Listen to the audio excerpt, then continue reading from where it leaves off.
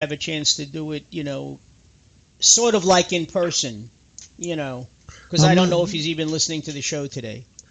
But no. Listen, he didn't take it Well, personally. I don't know. That's the one good thing about it. Naj did not take it personally. Okay, I mean, it was just two people having a I think disagreement. yeah. And he I also think he thinks does that take it personal. I mean, he was fighting in the flesh just as much as I was. He didn't exactly. like what I had to say. He felt attacked. I felt attacked. But again, that's not my job. See, I don't care if he has a different opinion. That's not what I was angry about. And I'm at least admitting I was angry. I wasn't angry about that. I debate people with all kinds of different religious beliefs, including atheism. My anger came out of his perpetrating lies to fit his agenda. Taking lies and then saying that I said something that I didn't really mean is not anything that we should both be doing. Now, I try to represent him as much as I can. I tried to call him out on things, and he said that I lied about him, but that's not true. I tried to just call him out on his lies. And when you call somebody out on their lies, they get angry. And I don't want my faith in Christ, my Lord and Savior, to be misrepresented by lies. That's not fair. So that's where I kind of that's where I set the line, and I say, okay, if you're gonna debate me, that's fine, but my goal is different than yours, number one, and two, if you go over the line, I'm done. I'm not supposed to talk to you any more about it. So again, apologies. I've repented. I am admitting that I was heated and it was offensive to me, but it's not my job. My job is just to love on Nas, and if he calls the show tonight, I will probably just tell him to ask him for his forgiveness, but I will not be getting in another religious discussion with Nas. It's just not going to happen. Well, I think So, Naj would probably, if he calls, he would call during the first hour when we discuss current events, politics, that's fine. etc. Have him discuss politics. He said that would be the best thing for him, and we said whatever he wanted to do. But I don't know if you're familiar with the Yeah. poem "If" by Rudyard Kipling, but in the poem, uh, it's similar to Polonius's advice to Laertes. In fact, it might almost be the same exact thing from Hamlet when Laertes. Hey guys, you're breaking up really good here. Are you guys hearing me clearly through the phone? You're No, breaking I'm up not. really I'm good. hearing you. I'm hearing you distorted, but I could make out what you're saying. It sounds like you have a sore throat. You know how you talk when you have a sore throat? Well, I hear you okay.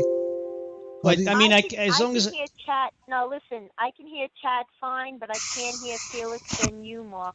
It's very choppy. that, well, Yeah, it's very choppy. that's the way I hear you guys. Okay, so I mean, maybe let me Okay, so just get something this on their point end. out, and then we can decide what we're going to do. But um, in Polonius's advice to Laertes and in the poem "If," he talks about if you can if you know that somebody is taking your words and twisting them for their own benefit. All these things are part of growing up and becoming a man. Okay, maturity. And you felt that he was twisting what you were saying. Naj, I'm sure, maybe thought that you were twisting some of the things he was saying. You know, and thus you had the disagreement, and it escalated according to the both of you, according to you, out of control. You know, um, Yeah. but in life, it's one of those things where, hey, look, in politics, it happens all the time. Okay, when you listen to the politicians talking about, each other, it's rather embarrassing because these people are supposed to be setting an example, and they're doing anything but setting an example. You know. Yeah, I get what you, Mark. I appreciate what you said there, Mark. I really do. And I know you guys are trying to make me, feel better about the thing, but Jesus just calls us to a different kind of calling. It's different than the world. It's different than philosophy. It's different than Yeah, but you see, anything in the world. Chad, And the you argument. you can, Yeah. you have, first of all, you've apologized. You've apologized not only to us, you've apologized to Jesus, I'm sure. And this is the man who talked about turning the other cheek, so I'm sure he forgives you. And we all have human frailties, okay? So, and being human beings, we make mistakes. No one is perfect, except I used to tell my wives, yeah, except me, you know. I'm the only perfect one, but what can I tell you? Hey, you know what I was thinking, guys? What? I was pretty upset with Nas for lying. But if he's talking politics, it's okay to lie there, right? Because politicians are usually lying anyway. That's just what I said. I mean, politicians are supposed to be setting an example. I'm just kidding. No, we're not. Politicians are Yeah, really. lying. That's a new concept, isn't it? Politicians not telling the truth. Liars. Oh, by the way, you Donald say Trump's that. a liar. Is anybody a fan of the Twilight Zone?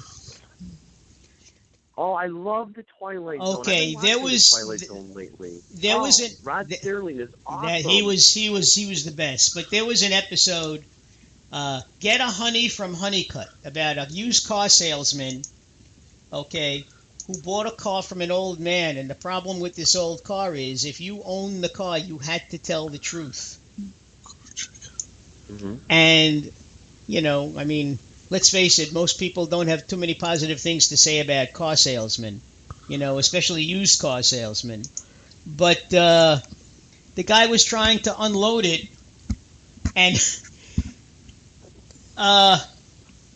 Khrushchev's driver and aide drove into his place, and the car was really falling apart and dilapidated, and Khrushchev wanted to buy the car to show Russians the kind of cars that Americans drive, which is a lie in itself. And, the thing is, before he sold the car to them, he had to tell this guy that, there's a curse attached to the car, that you have to tell the truth. So they thought he was pulling his leg, so they bought the car anyway. And as they drive out, he goes into his office and he calls up the White House to talk to President Kennedy. That's how long ago it was. It was 1961. And he was going to tell him that he just sold this car to Khrushchev, and from now on he's got to tell the truth. So you talk about politicians with their lying. I mean, we've certainly seen enough of that this year.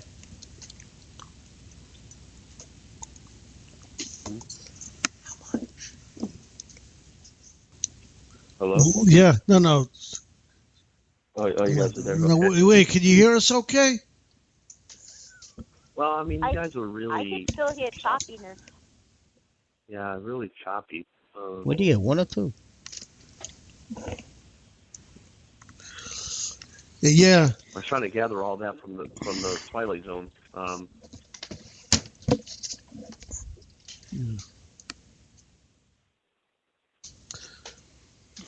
Yeah. I think it's the commercials that Felix is playing. Commercials messed it up. See what happened? Yeah, I don't know what happened. So now we're getting paid for the show, and yeah, right. No, they got those commercials for free. Yeah, you believe that? That's because they hijacked our show. You guys get anything for that? You guys any incentive for playing commercials? No. Man, that's lame. No, that wasn't. That was just a mistake on my part. You guys need free pizza pies. What's that? I said, what if you get free pizza pies every time you play the commercial?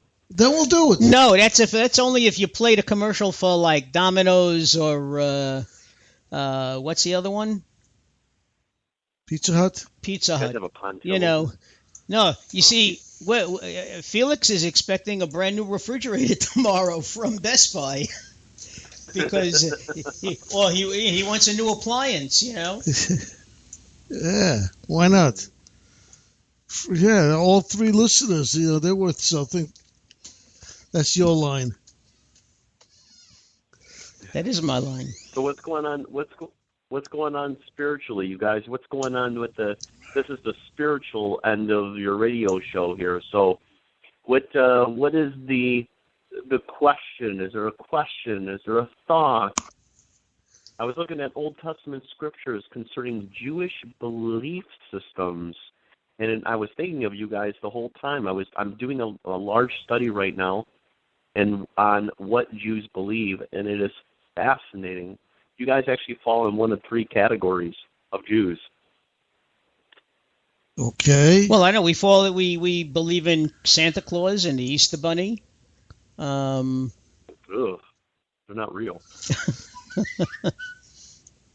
Okay, so That's all fake. Yeah. Well, anyway, I was just looking at the misconception of the Messiah, because I think it was Mark, right? Mark, you're listening to a new radio program. It's a rabbi. Rabbi Golub on the Torah on the Jewish broadcasting system on television. Yeah, is he Orthodox? I really don't know.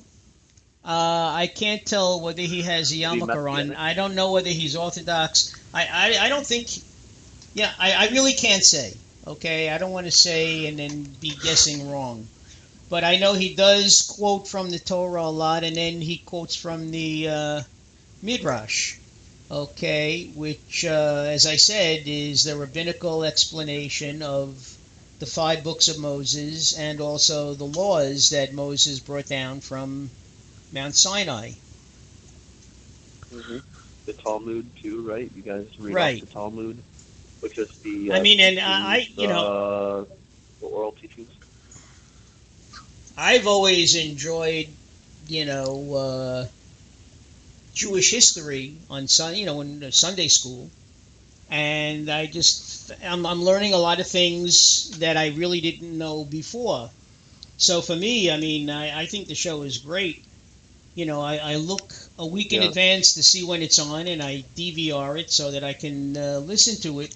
And what I do is I usually listen to it twice. I stop and I take notes, on certain things. Yeah. But I got to tell you something fascinating, Mark. This is just fascinating.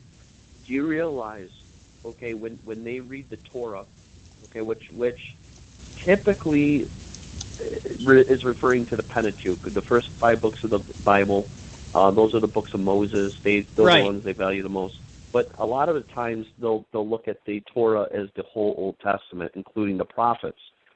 Well, when you look at the Old Testament, just the Old Testament by itself, forget the New Testament. I know you guys aren't Jesus followers, but just hear me out on this, okay? This is really interesting. Do you realize the Jewish Orthodox view? Okay, the rabbis you hear teaching and repetitive religious are missing a huge portion of the concept that God had put in there. Now, if what they're teaching is true, now listen to this. This is so important. If what they're teaching is true, then Christianity is false. You get it? If what they're teaching is not true, there is obviously then there's this idea that Jesus really is the Messiah, that you really need to listen to what he says. Okay, both of them can't be right. But what I find interesting is that here you have in your hands the answers to life, all of life. Everything from God creating to creating mankind to communicating with mankind and ultimate redemption in mankind. Okay, that's the sequence that God takes: creation of mankind, communicating with mankind, redemption to mankind because of our sin. Okay, if they get that wrong, they completely ruin the entire Old Testament. If they get Jesus wrong, if they don't understand the Messiah concept. No, Chad, they really don't misunderstand. they don't misunderstand the Messiah concept.